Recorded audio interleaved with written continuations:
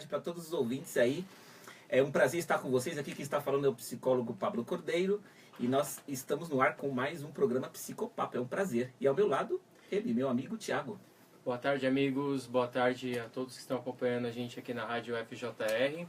As pessoas que estão acompanhando a gente também no Facebook, pela página do Desenvolvendo Personalidade do Psicopapo também. Então, estamos iniciando agora. Estou tentando compartilhar aqui no Compartilhe. Facebook para... Compartilhado. Muito bem, então, enquanto o Thiago vai compartilhando, posso dizer, Thiago, você Sim. comenta a frase do dia para desenvolver a personalidade. Não, para ficar bonito eu falo, né? Você depois responde, né? Como a gente sempre faz, de praxe, certo? Sim. Então, Thiago, querido amigo, qual é a frase do dia para desenvolver a personalidade? A frase do dia é: por que algumas pessoas adoecem emocionalmente e outras não? Ah, muito bem. Ficou legal agora, né? Um geográfico fica melhor, né? Certo? Então, por que algumas pessoas adoecem emocionalmente e outras não? Sem dúvida nenhuma, mais um bate-papo muito interessante.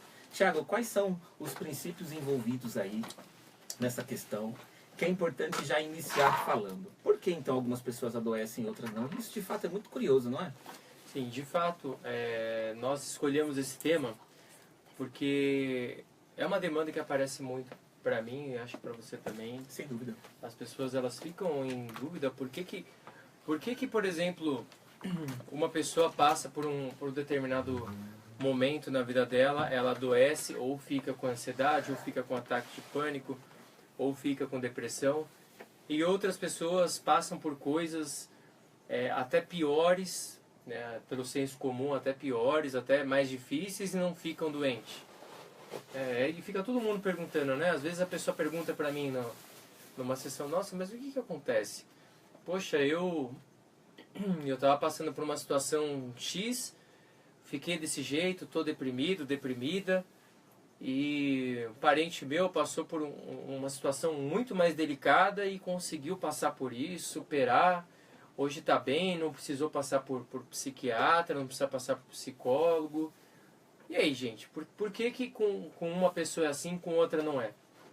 Esse é o tema de hoje. Quem tiver algo para acrescentar, tiver alguma dúvida, quiser compartilhar conosco, participe ao vivo. Estamos aí no WhatsApp 11 99427 2179. Que chique, né? Que WhatsApp, chique, né? né? Instantâneo, isso é bom, hein? E também na timeline da Rádio FJR, a maior rádio online do Brasil. E também estamos aí na timeline do Psicopapo. Só escrever as perguntas como já tem sido, né? Que a gente vai com a ajuda da Tássia aqui responder as questões. Exato. Muito bem. Às vezes as pessoas passam por algumas situações e comentam mais ou menos assim: nossa, eu passei por uma situação relativamente difícil, né? Bem difícil. Enquanto que o fulano de tal passou por uma situação simples e ele tá lá daquele jeito, sofrendo, chorando, evitando relacionamentos, se excluindo. Como isso é possível? A pessoa fala mais ou menos isso. Eu passei por um problema bem maior do que o dele ou dela, da outra pessoa, e esta pessoa, ela parece que não está suportando, ela não aguenta. Parece que ela, né, que frescura, né, alguma coisa desse tipo. Não acontece essas coisas, Thiago? Acontece. É importante explicitar que existem alguns fatores que são decisivos aí, que vão direcionar por que com o João é de um jeito, com o Paulo é de outro. Bom, então o que a gente tem que levar em conta é que existem as condições biológicas, psicológicas e sociais. Então você já reparou, por exemplo, se numa família tem dois irmãos, eles tiveram a mesma criação, eles tiveram os mesmos pais, eles estudaram no mesmo colégio, receberam os mesmos presentes, os mesmos estímulos, e por que aquele irmão ele foi bem sucedido na vida e o outro, não sei, de repente desenvolveu problemas com dependência química ou gerou algum tipo de psicopatologia? É muito curioso isso, é muito interessante. Então, a gente entende que o fator de resiliência, a gente já explicou isso em alguns programas, o que é resiliência, né? Sim. Resiliência é a capacidade que a pessoa tem de passar por um determinado trauma e retomar a sua condição anterior. Então algumas pessoas elas têm um tipo de resiliência maior, outras têm uma resiliência menor. Isso está ligado diretamente à maneira como a pessoa vai interpretar um trauma, um problema. Então, se por exemplo esses dois irmãos tiveram um pai que ele é ausente emocionalmente da vida deles, dá várias coisas, mas emocionalmente ele é um pouco ausente, uma pessoa pode identificar isso como: ok, eu consigo superar isso, consigo enxertar outras coisas da minha vida e caminhar com essa problemática, e outras pessoas, e o outro irmão de repente pode pegar e abraçar isso como uma dor emocional peculiar para ela, né? E aí vai desenvolver algum tipo de depressão, algum tipo de melancolia, ansiedade. Então o fator biológico, né, que está ligado aí a essa resiliência que a pessoa tem, já vem de uma maneira inata, já nasce junto com ela. Então a maneira que ela tem psicológica de interpretar isso, interpretar um trauma ou um evento que não foi um evento aversivo ou negativo na vida dela, e também a conjuntura social, onde você está inserido. Então, se você está inserido num meio social que te ajuda, que te fortalece, que te estimula, que gera estímulos positivos para você, a chance de você conseguir superar uma condição ela é maior.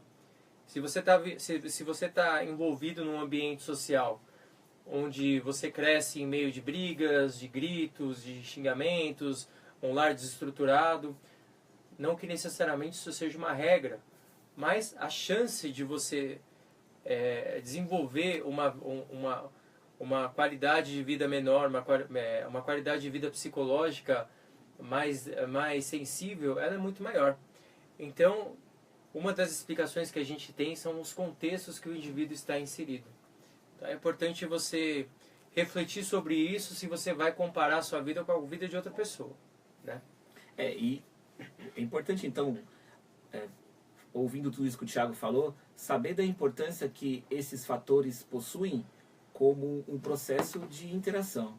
Porque os fatores biológicos, genéticos, juntamente com os fatores psicológicos e os sociais, como o Thiago bem falou, eles interagem entre si. Então não significa que, por exemplo, uma pessoa exposta a uma situação ambiental, do dia a dia, na família, no lugar onde vive, enfim, uma situação totalmente desfavorável, com pouco diálogo, por exemplo, ou com pouca capacidade de desenvolver situações de lidar melhor com o conflito, né? Enfim, um ambiente quase que inóspito praticamente. Se você estiver num ambiente como esse, e quantos de nós não passamos por situações assim de ambientes desfavoráveis, isso não significa que necessariamente você vai desenvolver um problema. Ou tampouco também significa que você tem uma predisposição genética por uma questão, por exemplo, também de hereditariedade, como algum membro familiar que possui alguma doença mental, algum problema emocional, não significa necessariamente que você vai ter esse problema. Tampouco significa que se você passou por problemas traumáticos na sua infância, que você vai ter um problema enorme. Ou seja, não é uma relação necessariamente causal, uma coisa gera a outra, mas interacional. Uma coisa gera a outra que puxa a outra. Então, se esses fatores se congregarem, obviamente que você tem um risco maior de ter um problema, de um sofrimento emocional. Então, tomemos um exemplo, né, Tiago? Um familiar, imagine só, um membro da sua família bem próximo, de primeiro grau, tem, por exemplo, depressão. E aí, de repente, você fica com medo. Será que eu vou ter depressão também? Logo numa primeira tristeza, né, a pessoa fica triste por alguma situação que passa, ela pensa, será que eu vou ter depressão? Eu acho que já estou depressivo. E não é necessariamente assim. Ainda que existem possibilidades, os fatores que nós temos falado até aqui são fatores determinantes quando se interagem e que, por sua vez, pode sim fomentar uma depressão em você. Então depende, tudo depende. Eu tinha um professor, né, que sempre falava assim, quando alguém perguntar para você determinada coisa, responda primeiro, depende. Porque de fato depende, e a gente fazia uma piada com isso. Porque não tem necessariamente uma relação causal, como eu comentava, mas sempre uma relação que precisa ser avaliada, contextualizada. E se todas essas coisas juntas você está envolvido, sim, você tem uma possibilidade, você tem uma vulnerabilidade, como a gente diz, né? Exatamente, Pablo. E enquanto você estava falando, você estava explanando, eu estava pensando aqui sobre o contexto da doença mental, né?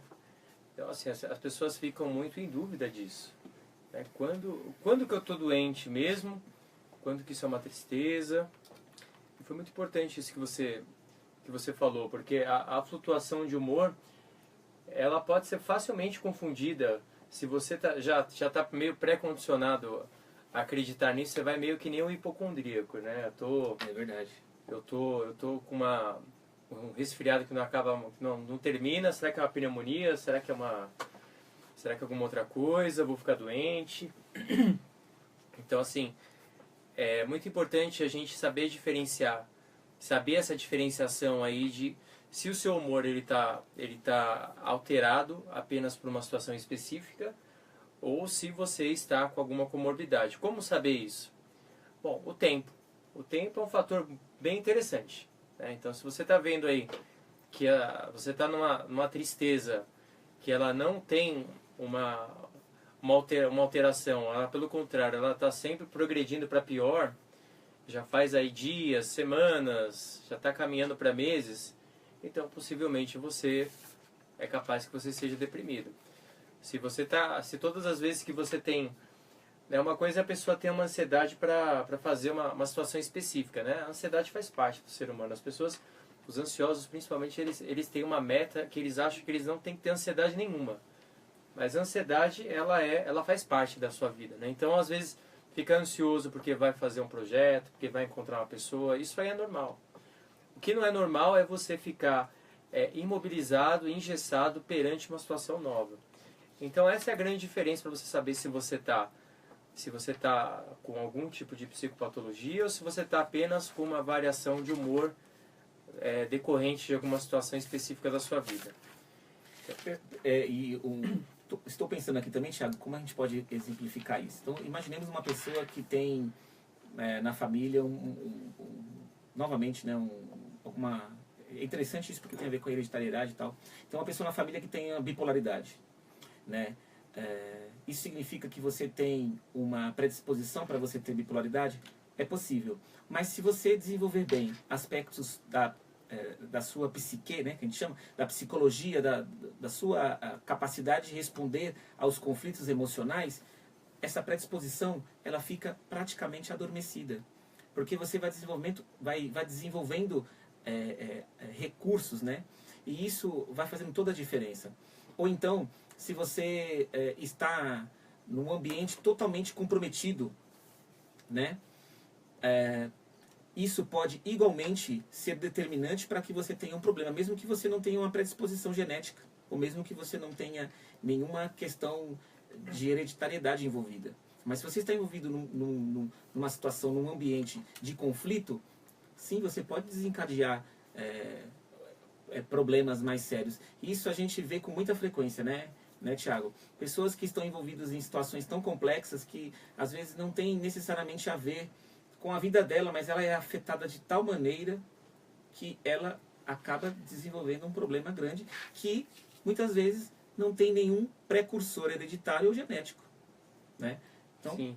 é realmente muito importante você estar atento a tudo isso. Então, isso vai responder um pouco já a pergunta, né? Por que algumas pessoas adoecem emocionalmente, outras não? Porque existem todos esses fatores envolvidos. E o que é mais importante também nisso tudo é o apoio, né? O apoio que as pessoas podem dar, o apoio da família, dos amigos, estar conectado em redes, né, Pablo?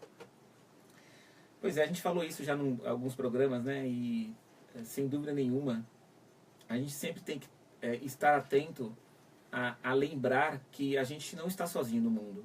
Porque quando a gente está mal, mesmo quando a gente não tem nenhum problema mais grave, vamos dizer assim, um problema de patologia mais aguda, a gente, mesmo nos momentos de tristezas comuns da vida, a gente tem a tendência de imaginar que a gente é uma pessoa sozinha ou que não tem quem possa nos entender perfeitamente. Essa sensação é comum ainda mais da maneira como a gente tem vivido a vida hoje em dia.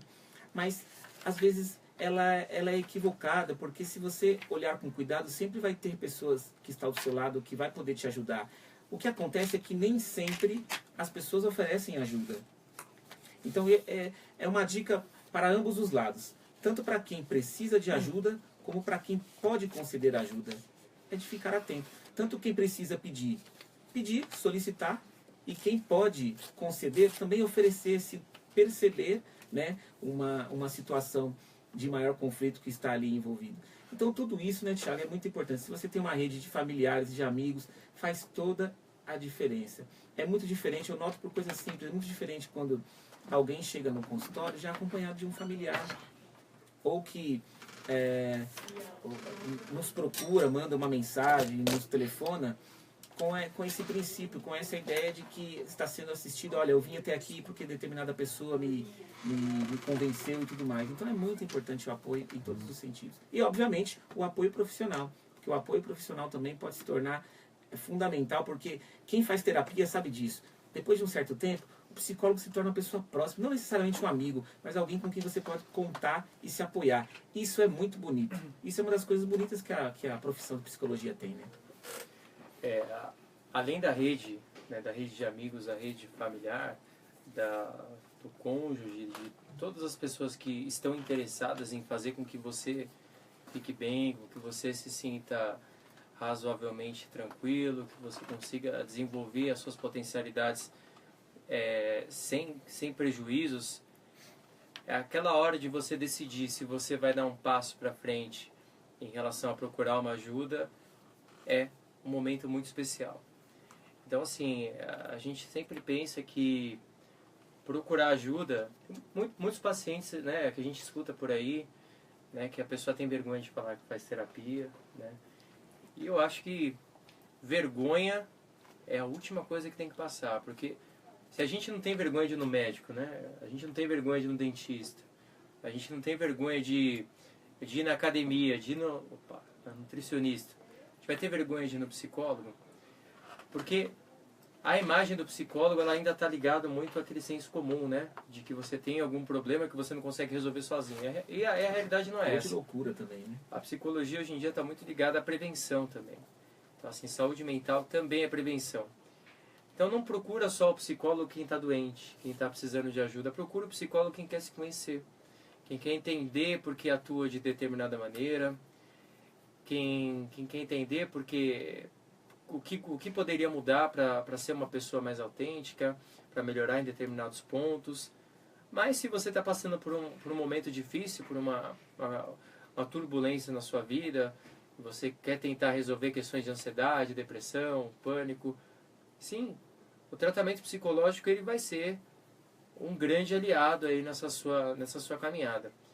E também não, né, Pablo? Por que não o tal auxílio psiquiátrico também? Algumas comorbidades psíquicas, elas precisam de uso de alguns medicamentos. E os medicamentos, eles não são... você não vai ficar tomando remédio ad eterno.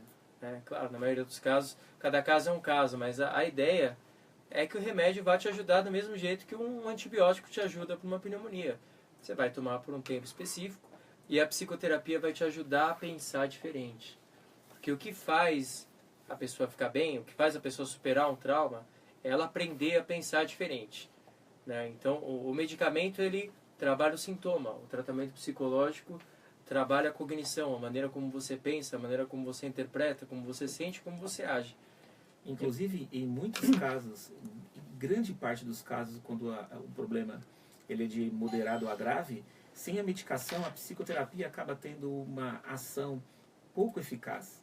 E a gente é muito categórico em dizer isso, inclusive quando nós estamos atendendo sem o medicamento, a psicoterapia é comprometida. E não só a psicoterapia, porque a psicoterapia nós temos que lembrar que o maior instrumento que ela possui é a fala, é a conversa.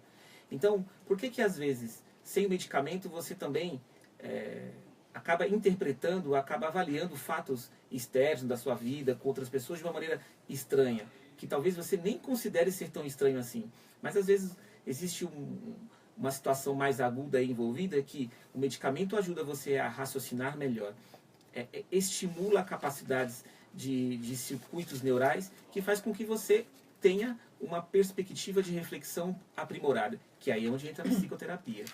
Então, você pode procurar isso na literatura, pode perguntar a outros profissionais que realmente psicoterapia com medicamento, quando aliados, tem um maior sucesso. Quando a situação é mais grave, obviamente. Quando não é, dá para ter todo um trabalho de reflexão e de prevenção, como você comentava, Tiago. E você sabe, Pablo, que eu vejo que um dos grandes entraves que até hoje as pessoas têm em procurar ajuda psicológica é que, claro, tem a questão monetária, né? Sim. E tem a questão do tempo. Isso é importante. As pessoas pensam, nossa, mas eu não vou procurar psicólogo, eu não vou ficar anos fazendo terapia, eu não vou ficar não sei quanto tempo lá procurando, gastando dinheiro. O que eu tenho para te dizer é que hoje, as linhas de tratamento, existem outras opções também. Existem linhas mais ortodoxas, que você fica são mais voltadas para questões mais filosóficas, de você refletir sobre as suas questões, mas existem linhas mais diretivas, focadas em te ajudar na solução de problemas, que é, por exemplo, a terapia cognitiva comportamental, que ela é focada no aqui e agora. Então, a psicoterapia, ela tem um grande efeito na vida das pessoas. Claro, o resultado, nós nunca prometemos garantias, porque não tem garantia em nada, né? Nem tratamento médico, nem psicoterapia. O sucesso do tratamento vai muito mais da sua adesão. Então, assim, quanto mais você aderir, quanto mais você estiver aberto ao processo, você não faltar, você perceber aquele momento como um voto de fidelidade que você criou com você mesmo, a chance do processo ser assertivo, ela é enorme. Porque o trabalho do psicólogo, nesse caso, ele é um trabalho colaborativo. É como se fosse um time de futebol. Dificilmente um time ganha um jogador só ganha sozinho, né?